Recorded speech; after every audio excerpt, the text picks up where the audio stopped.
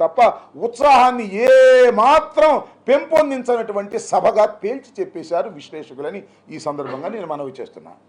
అంతేకాదు తర్వాత చివరిలో మాట్లాడాడు పవన్ కళ్యాణ్ గారు, జనసేన అధినేత.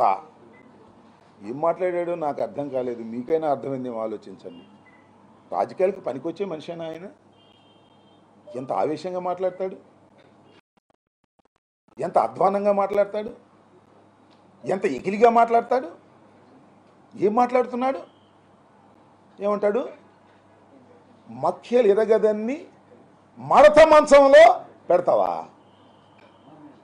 ఎక్కడ నేర్చుకున్నావా ఈ డైలాగు? ఎవరు రాశారు ఈ డైలాగు? త్రివిక్రమ్ రాశాడా? ఎవరు రాసిన డైలాగ్ చెప్తున్నావు? ఏం నాకు అర్థం కాలా? మీకైనా అర్థమైందా అని అడుగుతా ఉన్నా జన సైనికులారా.